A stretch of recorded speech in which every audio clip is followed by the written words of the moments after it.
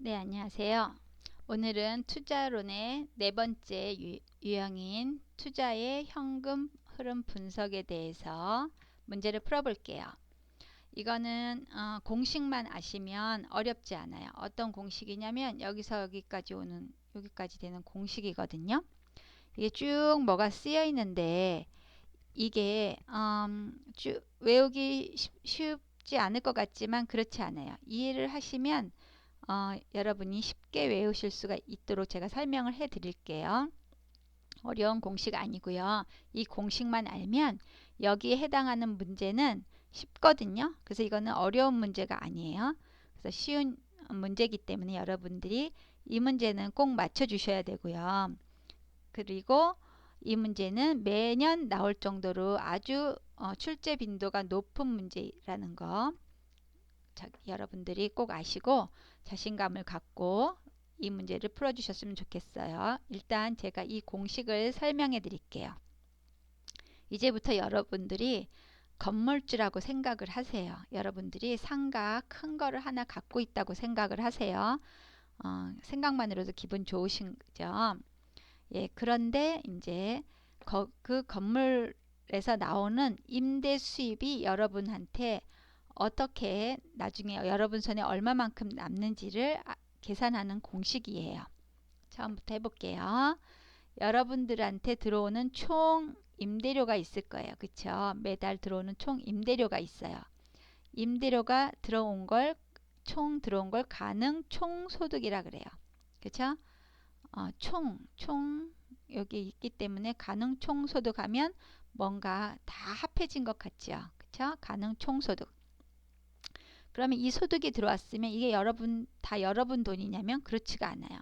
거기에서 여러분 세금도 내야 되고 여러분들이 뭐 관리에 필요한 비용이 나간 거 그것도 빼야 되고 여러 가지 빼야 되거든요. 뭐 이자 대출 받아서 이자하고 원금 갚으신 거 있으면 그것도 빼고 다 빼셔야 돼요. 그리고 나서 여러분 돈에 최종 들어오는 돈은 요 세후 현금 수지예요. 그러니까 가능 총소득에서 쭉 이런 단계를 거쳐서 마지막에는 세후 현금 수지가로 들어오는 돈, 그 돈이 여러분 손에 남는 거예요. 그러면 그 과정에서 어떤 돈들이 빠져나가는지 한번 보겠어요. 일단 공시를 빼야 돼요. 임대료 들어온 것 중에서 여러분들이 그 상가에 그 건물에 상가가 뭐 20개 있다 하면 20개가 다 임대로 나가서 여러분들한테 임대료가 들어오면 좋겠지만 안 그럴 수 있잖아요. 그렇죠? 그러면 여러분들한테 손해지요. 그래서 그만큼의 공실에 대한 비용은 빼줘야 돼요. 빼주고 혹시라도 불량부채 같은 게 있으면 빼줘야 되는데요. 이 불량부채는 문제에서 나오는 경우가 거의 없어요.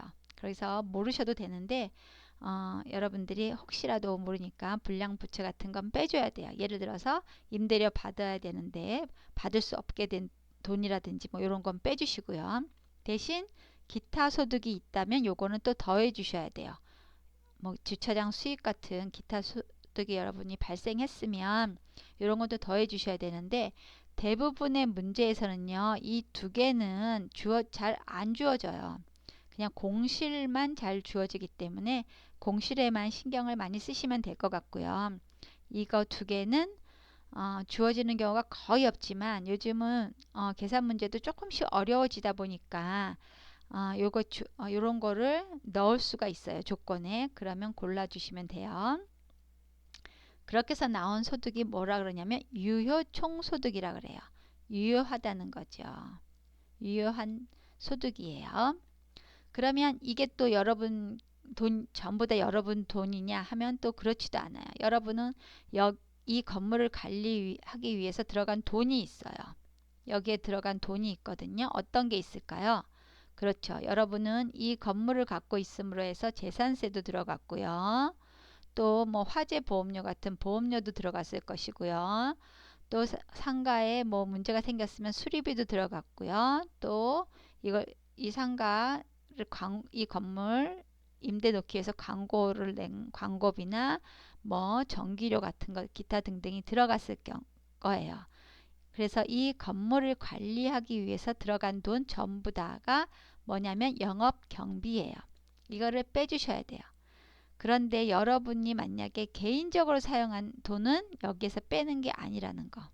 그래서 이런 게 뭐 주어지는 경우는 거의 없지만 혹시라도 이런 조건이 들어와 있다면 빼주셔야 돼요.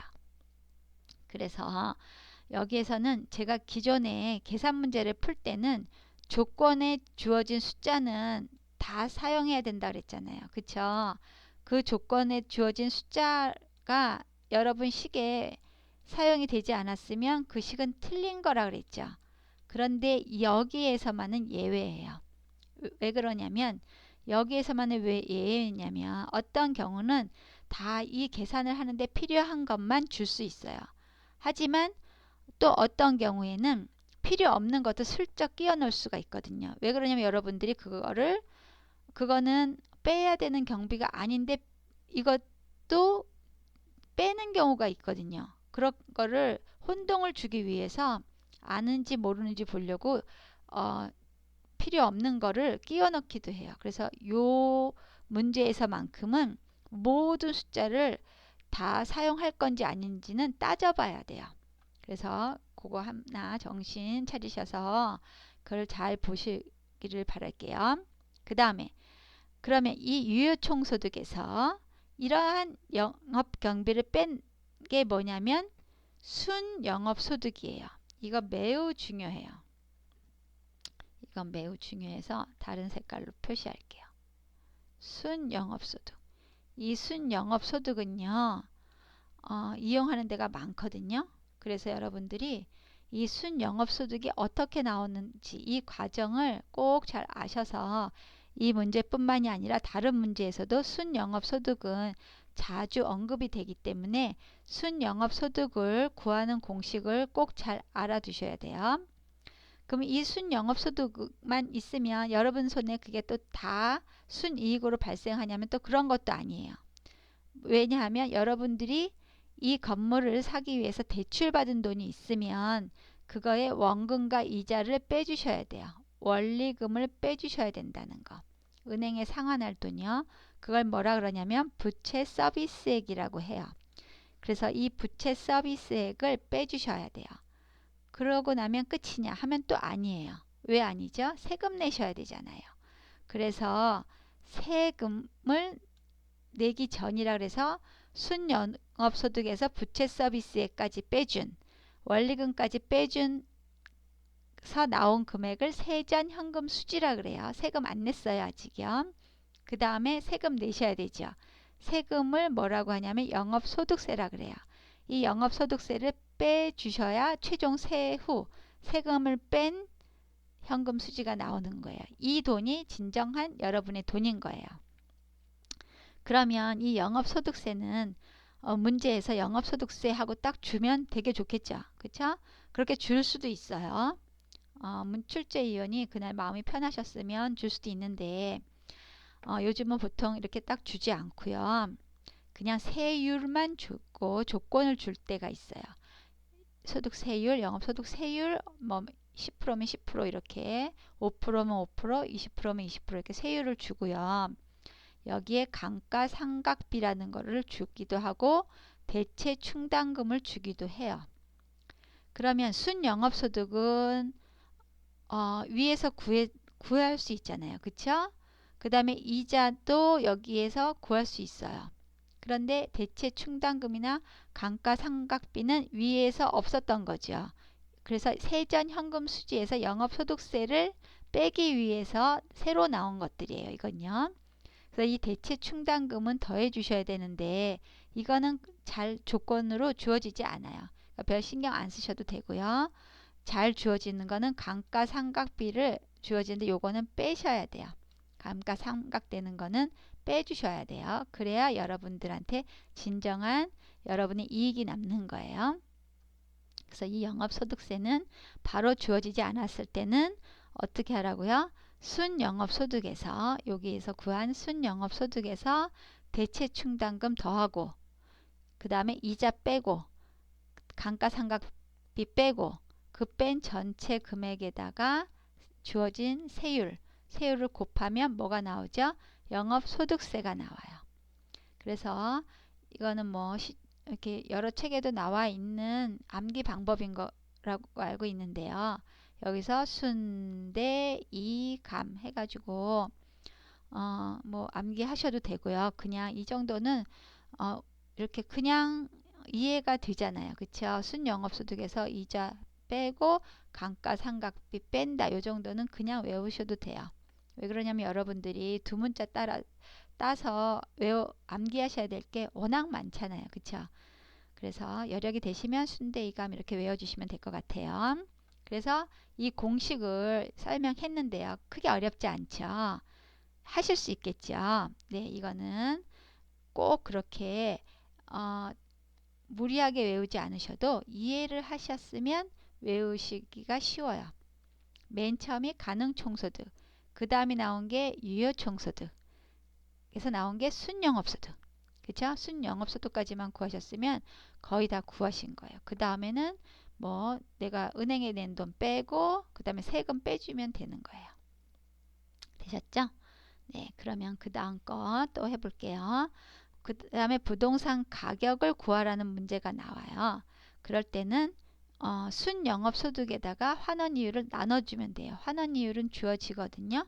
그러면 순영업소득은요, 우리가 구해야 돼요. 어떻게요? 이런 식으로 구해야 되기 때문에 이 공식은 사용하는 데가 많으니까 이 순영업소득을 알아야 되는 경우가 많거든요. 그러니까 꼭 잘 외워주셔요. 그 다음에 환원이율이 있고 부채 감당률이 있는데요. 부채 감당률부터 보면 부채 감당률은 부채 서비스액 분의 순영업소득이에요. 순영업소득에서 부채 서비스액을 나눠주는 거거든요. 그럼 부채 서비스액은 뭐냐면 원리금 상환액이에요. 원금과 이자. 이게 부채 서비스액이고요. 그거를 순영업소득에서 나눠주는 게 부채 감당률이에요. 이건 외우셔야 돼요. 이 세 개는 공식이기 때문에 외우셔야 돼요. 외우셔야 되는 공식이 점차 늘어나죠. 하지만 이 공식이 늘어나긴 하지만 그 공식들이 문제를 보면 이게 생각이 잘 나고요. 그렇게 크게 무리해서 외워야 될 공식은 아니에요. 하지만 이 공식들을 외우면 문제 하나를 맞추잖아요. 그쵸? 2.5점 얻는 거죠. 한 문제로 당락이 좌우되는데 2.5점 크거든요. 그러니까 공식만 외워서 답을 구할 수 있다면 얼마든지 외울 수 있어요. 네, 그래서 이렇게 다시 여기 공식으로 돌아가면 부채 감당률은 공식이 요거고, 그 다음에 환원이율은요, 이 부채 감당률에다 배부 비율을 곱하고 저당 상수를 곱하는 거예요. 이거 다 주어지는 거거든요. 그래서 이렇게 공식까지 다 외우셔야 된다는 거. 그리고 이제부터 문제를 풀어 볼게요. 그러면 다음 문제로 들어가 볼게요. 문제로 들어왔어요. 여기에서 25회 문제를 한번 외운 공식을 이용해서 한번 풀어봐요. 25회예요. 여기에서는 어느 회사 1년도 운영 흐름인데 문제가 뭐죠? 그렇죠. 세후 현금 흐름이에요.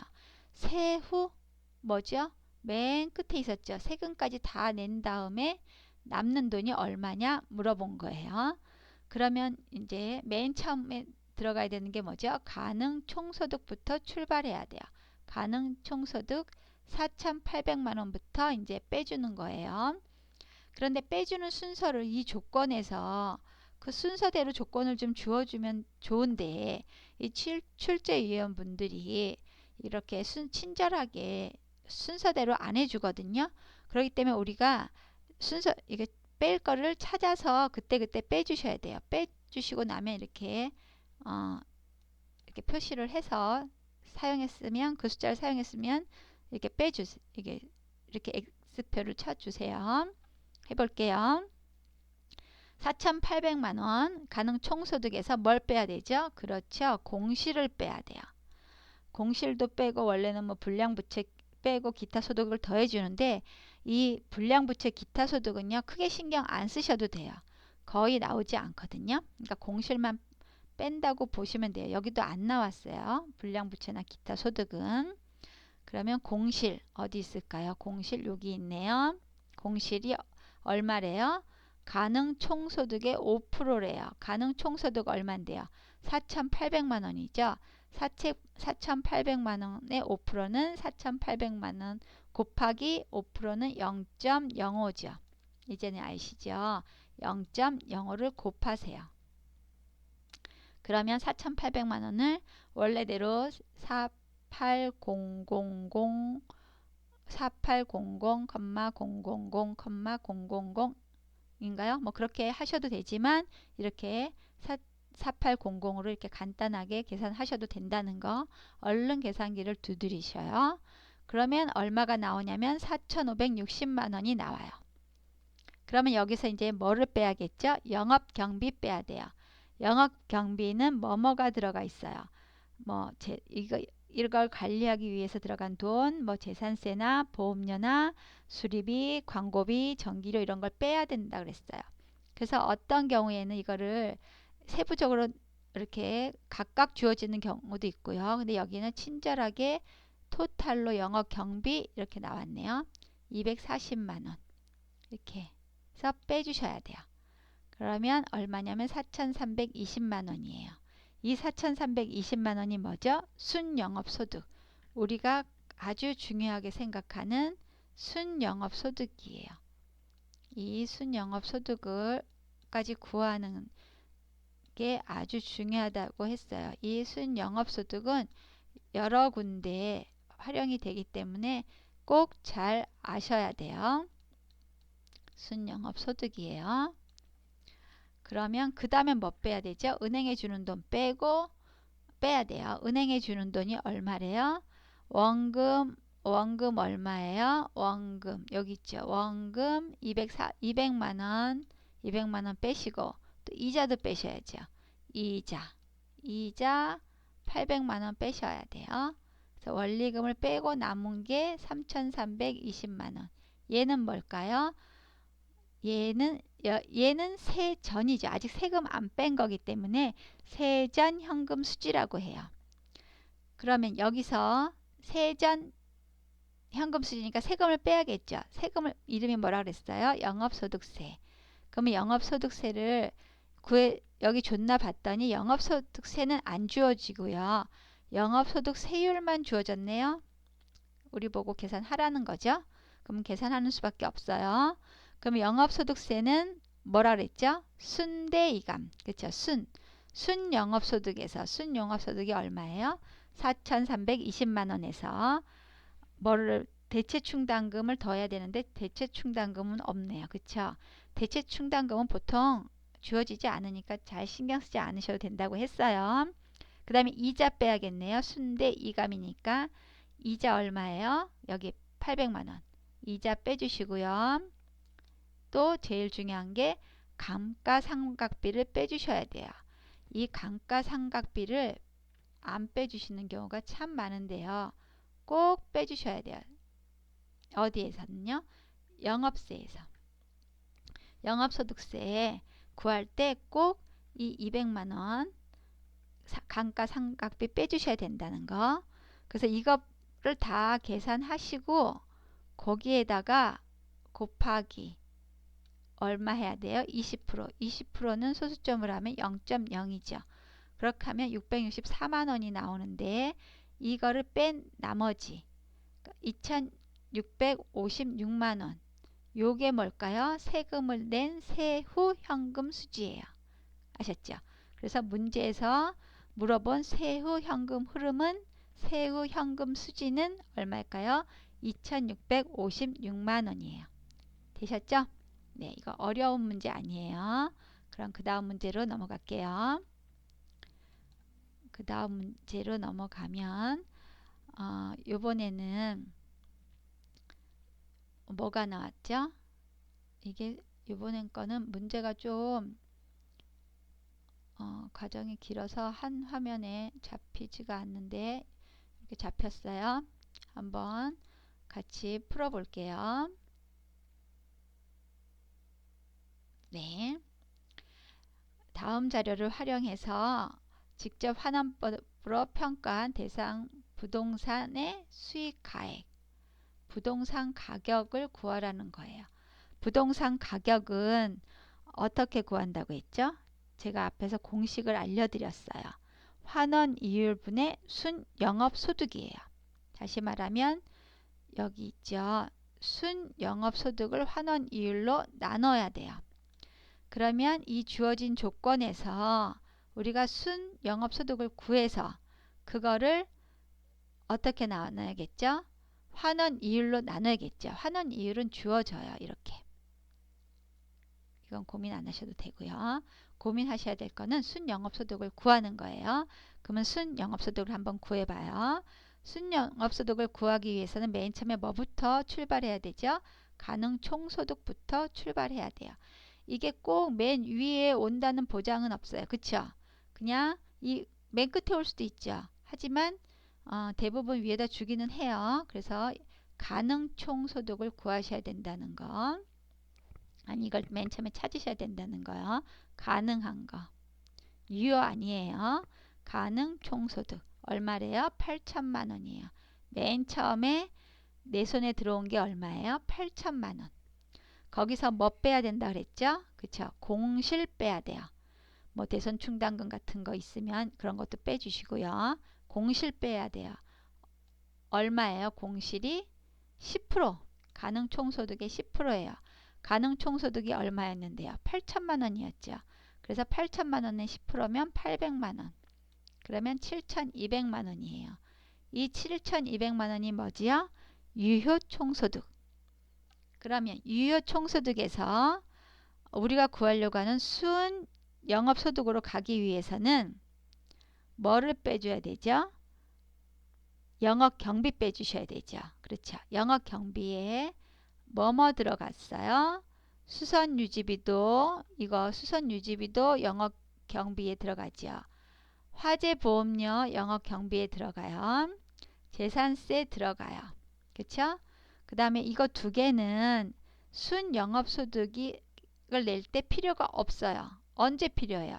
영업소득세는 세전 현금수지에서 영업소득세 빼고 세후 현금수지를 구할 때 필요했죠. 그쵸? 부채서비스액은요. 순영업소득에서 은행에 낸 부채서비스액 원금과 이자를 빼고 뺀 게 세전현금수지잖아요.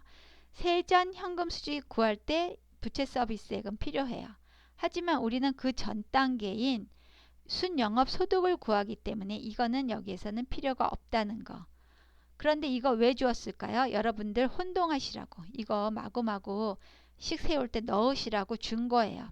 근데 우리는 그 함정에 말려들면 안 되는 거죠.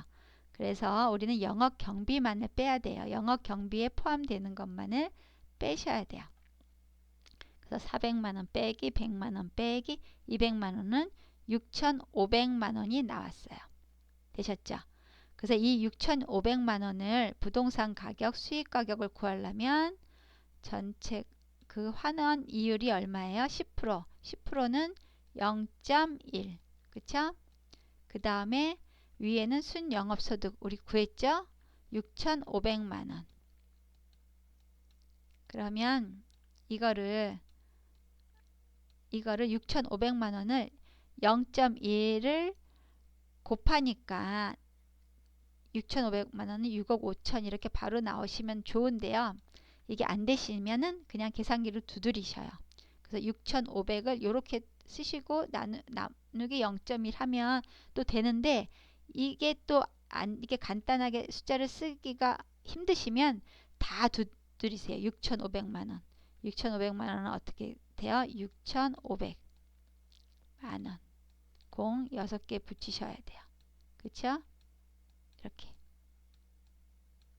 이렇게 해서 나누기 0.1 하시면은 6억 5천만 원이 나와요. 그래서 요런 문제 제가 앞에서 알려드린 공식을 외우시면 이런 문제도 쉽게 풀 수가 있어요. 공식을 안 외우고 풀 수 있는 방법은 없나요? 없어요. 공식은 외우셔야 돼요. 특히 이렇게 계산 문제 우리가 고등학교 때 중고등학교 때도 마찬가지죠. 수학 문제를 풀기 위해서는 공식을 암기해야 돼요. 그래서 공식을 외울 때 그렇게 어렵지 않잖아요. 그쵸? 그렇게 어려운 거 아니니까 공식만 외우면 한 문제를 맞추실 수 있다는 생각으로, 또 그 한 문제가 당락을 좌우한다는 생각으로 공식 외우시고 꼭 문제를 잘 푸시기를 바라겠습니다. 네, 그러면 다음 시간에는 투자론의 유형 5에 대한 문제를 풀어볼게요. 네, 애쓰셨어요. 감사합니다.